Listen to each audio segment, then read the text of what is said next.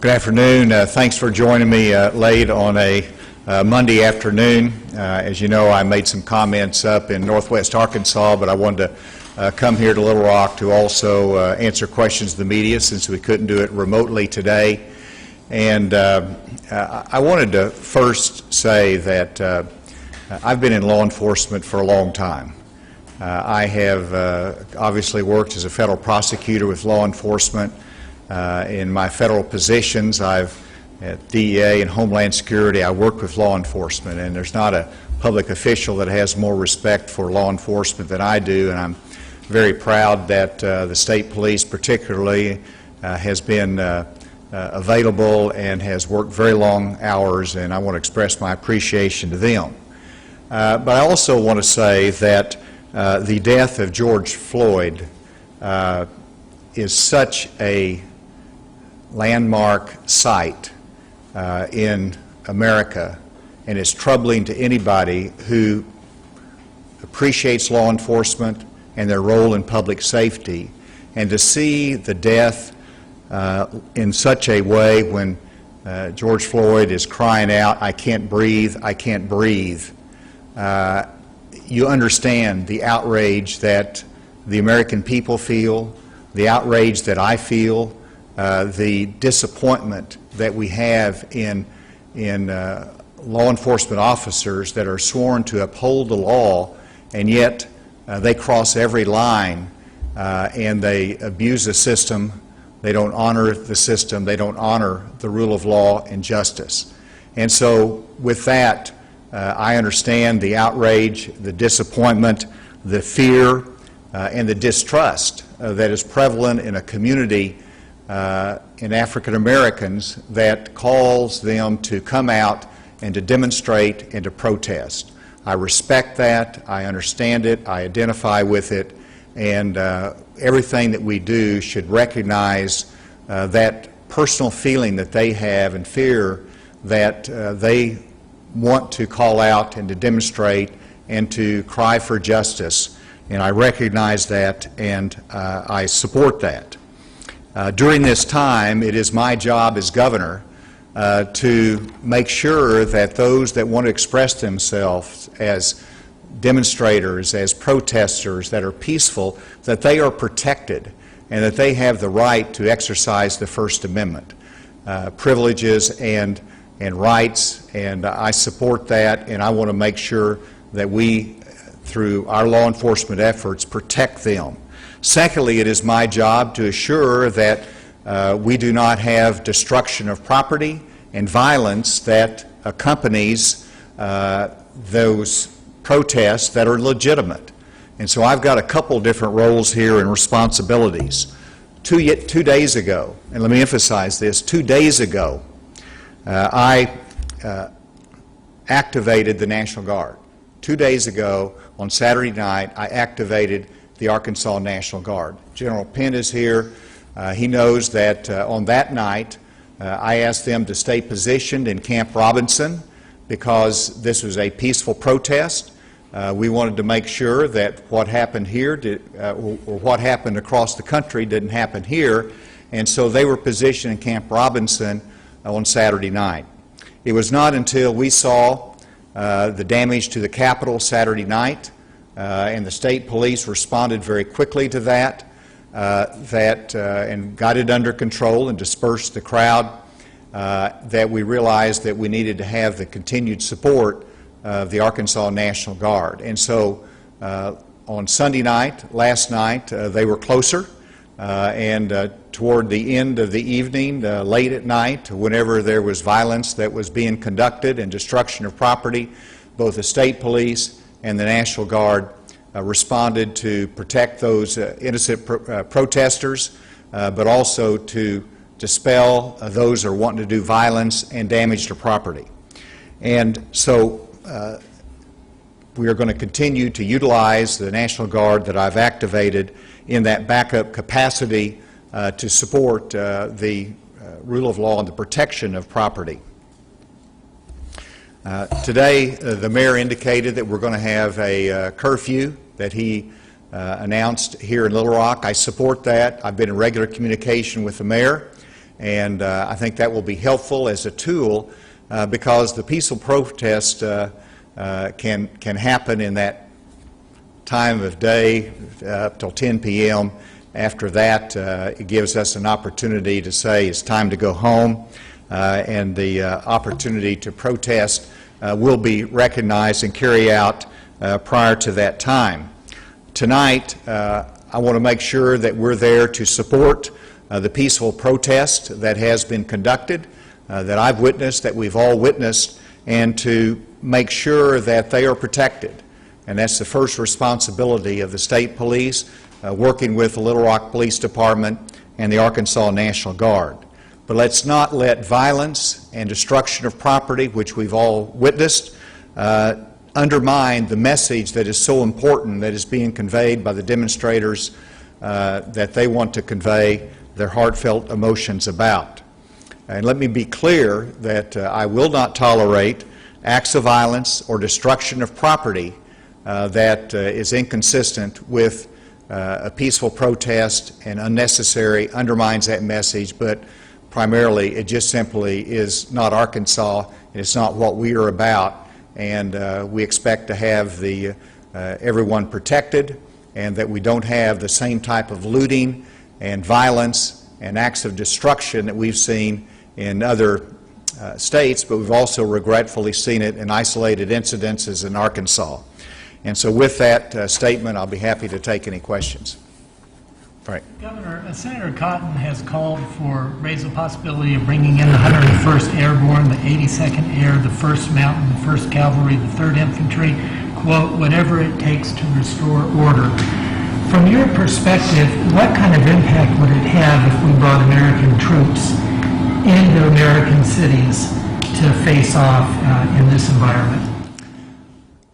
Well, I take the President's comments first, and I was on the telephone call and listened to the President's comments today that he's looking at the national landscape and looking at the cities that have really been disrupted with violence to a large scale that has not been under control. And so I'll leave that to him and Senator Cotton as to how the Insurrection Act might apply. I worry about Arkansas, and in terms of Arkansas, this I look at as a civilian law enforcement responsibility with the backup of the Arkansas National Guard that is on state status, and we are intent on making sure that destruction and violence does not occur here, and we believe that we can handle that with the resources that we have and with the intent of our protesters to be peaceful, which is 90% of those that are out there are demonstrating in that fashion. So I don't see that as having application to Arkansas. I don't see that it being necessary for Arkansas, and it's not something that we need. What will happen if people are out past the curfew tonight after 10 o'clock? What's going to happen? What kind of rules will be enforced? Well, first, the responsibility is first with the Little Rock Police Department and the city. And, there's cities all across Arkansas, and we had demonstrations in Conway. We might have one in Bentonville, Jonesboro, West Memphis. And so it's local law enforcement that has the first responsibility to enforce a local ordinance or a curfew. We're there to back up the Little Rock Police Department as requested. We are there to protect the Arkansas Capitol, and we don't want the flag taken down either, by the way. And so we're there to protect the Capitol. We're there to make sure that's not defaced, and then to respond as needed to the Little Rock Police Department. So they would be the first responsibility. If they need any assistance, then we're there to back them up. Many of the President's tweets and his other comments in the past 2-3 days have been termed, a word frequently used as incendiary. How would you characterize them? You know, I'll let the President explain his tweets and other people characterize it.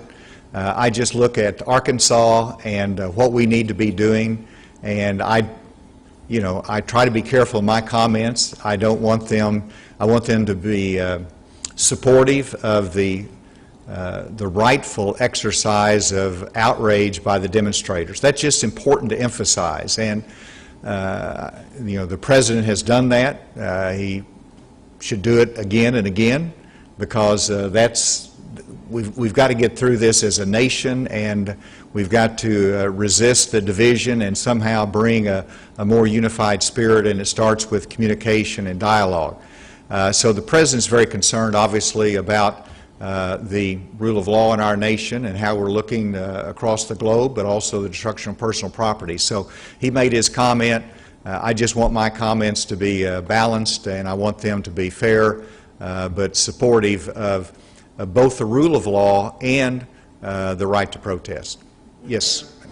Governor, there are videos of police firing at protesters from short range that are kneeling on the ground, tear gassing protesters who are peacefully sitting on the steps. Does that come across as excessive or troubling to you? Well, anytime there's an order to disperse a crowd, there are public announcements made. We must disperse. We must disperse, and that they've engaged because we've seen acts of violence or looting or break-ins or destruction of property, and so we want to dispel a crowd. You do it first by public announcement, and so if they're not dispersing, then there is a sequence of responses that are less than lethal or non-lethal that the state police can take. And I'm going to ask Colonel Bryant if you could come and address that question as well. Thank you, Governor. What we try to do in these instances is voluntary compliance. Each time, if we make the decision to disperse a crowd, it's usually based on what the Governor talked about: violent acts, felony criminal mischief, assault on officers by throwing bricks, rocks, things like that, where it's out of hand. If you don't address it, it tends to escalate. And what we see with large crowds, it's easier to use these devices, CS gas, irritant gas, pepper ball guns, which is equivalent to a paintball gun, instead of having to go hands-on with these people. Our goal is to get them to safely disperse. And again, we give them usually 5 to 8 warnings and have time in between those warnings. We give them every opportunity to disperse. So we want to do it the best way possible, protect the citizens and protect our state. As the Governor said, I've been the director here about 5.5 years. We've had many protests, and we're here to protect the protesters. The rule of law is very important. I've known the Governor a long time with his law enforcement background. Without rule of law, we have chaos. And his law enforcement officers, state troopers, we take an oath to enforce the laws of Arkansas and the Constitution of the United States. So we will protect our protesters, but we have to take action if we see criminal behavior and violent acts, felony criminal mischiefs, and that. We owe it to our citizens here in the state to protect them. What was the specific reason that you went in last night and decided to disperse that group? Well, at first, again, they were there all day. We were there to protect them and enforce those rights. And then we first started seeing them setting fires. They were pouring some type of flammable liquid and lighting it on the streets. As we continued to watch, there at the 501 building, we observed a burglary. They broke the glass out, went into the building, coming out with papers. Some surveillance thought that they might be setting a fire there, and that's when we decided to make the decision to move. Again, the building, the 501 building, that's the second night in a row it's been vandalized. But again, we have to address those issues. That's a felony crime. We cannot, as law enforcement officers, turn our head to that. Police report by the Rock Police Department said that when officers arrived, they found no evidence of arson at the 501 building. Well, again, that's just what we're saying, surveillance. But again, it's burglary. They entered that building, come out with papers. I think another law office next door to that, or in the immediate area, then the old AT&T building was vandalized. And then Saturday, kind of the same thing, issues that came up. I think it's very important to know that it might seem peaceful to block our interstate highways, but the issues we have, especially here with 630, first and foremost is the protesters. They get out on the interstate and then get run over. The second is, if you're a motorist, you could hit them.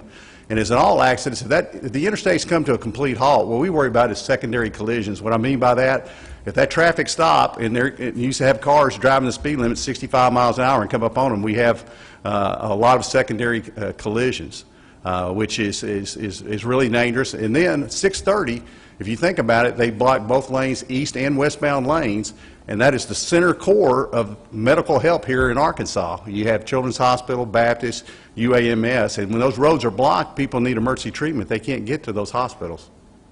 When the mayor announced his curfew today, he said in his statement that professional out-of-state antagonists posing as protesters intend to be destructive during future protests and strategically instigate acts of violence. Who do you think the violent protesters are? Well, I think they're there, first of all. I do believe we have people from out of state that through intelligence and otherwise that indicate they are here to agitate, they're here to cause problems and to disrupt. I've asked about the arrests that have been made because we've had arrests here in Little Rock, we've had arrests made in Conway and other places, and there's Arkansans being arrested as well. And so I think you have three categories. The largest category are those legitimate, peaceful protesters that want to express themselves in the right way. That's the largest group that we're talking about. We can't lose our focus on that. But then you also have some Arkansans that taken advantage of the situation to break into the Target store with the intent to loot it. Or just to wreak havoc in different stores. And law enforcement done an incredible job of anticipating, knowing, and preventing some of that. Not 100% successful, but they've really, really done a good job. Then you have the third category, which are those out of state that come in that want to raise this to a level of insurrection and lawlessness. And so we've got to protect the first majority group of legitimate protesters and then also deal with those other two categories that I itemized. Let me... Third group, is it an organized group? Is it a group of white supremacists? Is it a group of anti-fascists? I mean, who is it? Can you identify who it is? No, I'm not. Well, I want to get more intelligence. I want to get more information before we start identifying those groups, so I'm not going to go down that path. In looking at some of them, I could make some judgments, but I'm not going to yet publicly, so we'll continue to look at that information. Let me interrupt. We'll take some more questions, but I failed to recognize Deshaun Scarborough with the Martin Luther King Commission, who's been a good counselor of mine as well. Deshaun, could you come up and make a brief comment as to your perspective on this? Absolutely. Thank you so much, Governor. And thank you for your continuous belief in the Arkansas Martin Luther King Commission and support. We've got some difficult days ahead. These are the words that echoed of Dr. Martin Luther King Jr. more than 50 years ago. They still ring true today as our world, our nation, are in the midst of a global pandemic and experiencing insurmountable loss of life. This is not only an African-American problem, but a human problem. You know, violence in our society has remained constant. And during Dr. King's time, violence played out on television, black and white TVs, as many of you remember. But in our generation, it plays on social media, often in real time, reaffecting old wounds. It causes us to question our positions as we ponder the state of our country, race relations, and the progress that we've made in the generation of 50 years ago since the death of Dr. Martin Luther King Jr. We acknowledge that our nation is hurting right now because of the death of George Floyd.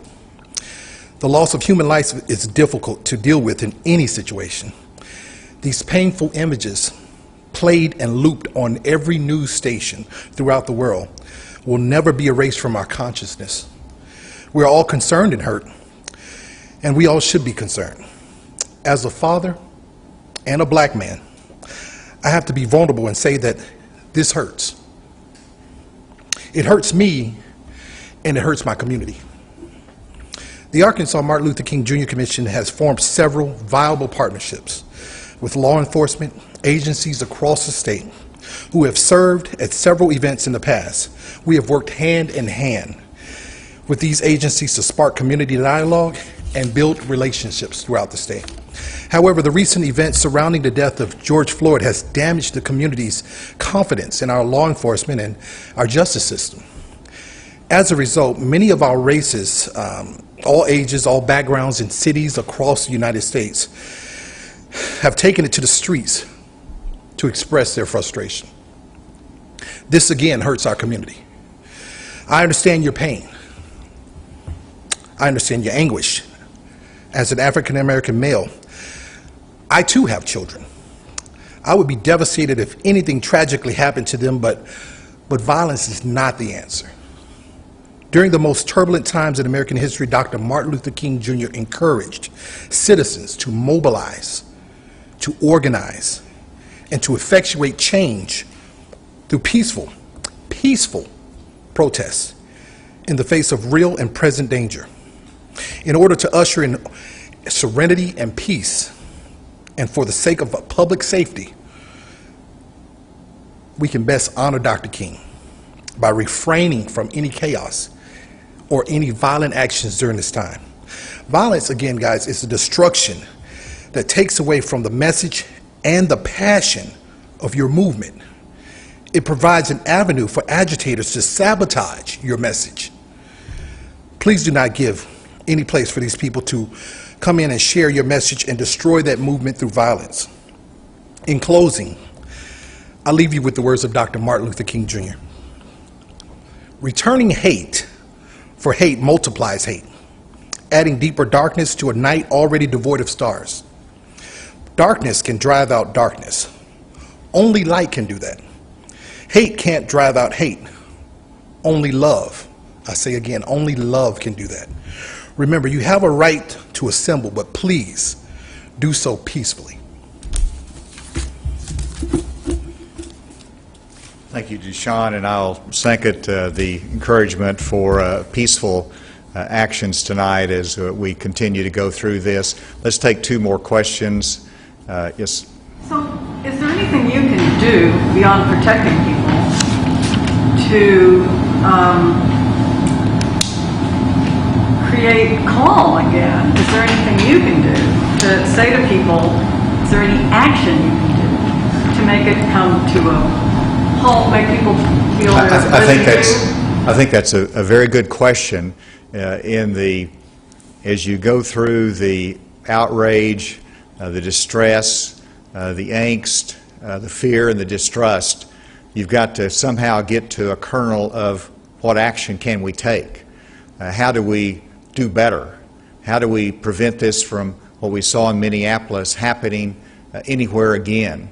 And we know we're going to have issues again, but we've got to take action and steps. And so I'm a concrete guy, and I hope we can get to that point to figure out action steps. So I think it starts with communication and dialogue and understanding of the challenges and trying to address them head on. Conference on this? Are you going to lead a peaceful protest and ask some of these people who are hurting to come speak so you can hear what they propose in terms of solutions, or a task force? I just say I'm doing a lot of communication right now, and I'll leave it at that. If we do more, we'll communicate that, but we're having a lot of communication, listening to people, and I think that's an important step. I don't think anybody needs to hear solutions from me right now. I think they need to be listened to. I want to hear a solution, sir, but would they hear some comfort from you? I was just thinking of one of your predecessors who was on the Capitol steps a half century ago after Dr. King's death. He's an incredible model, role model for leadership. I recognize that, and certainly there's a time and a place for that. And so let's see how this develops and what's needed. I hope that words are helpful. And the fact that I've said I've made a statement about this and expressed my personal feelings about this is of some relief to people, that they at least know that the leaders understand their concerns and what they're demonstrating about. One final question. I think yes, Frank. There's been reports that the president told you in this phone call today that you have to dominate. If you don't dominate, you're wasting your time. Is he right about that? How important is domination? Well, you know, if you're speaking of a military operation, sure, you always want to have a higher level of forces. That's the Powell doctrine. We're not talking about military exercises here. We're talking about civilian law enforcement, and that's what, and from an Arkansas perspective, we're trying to carry out. We have utilized the state activation of the National Guard under state control that gives us the assistance that we need to meet the challenge, and that's the way we're taking it. Thank you all very much.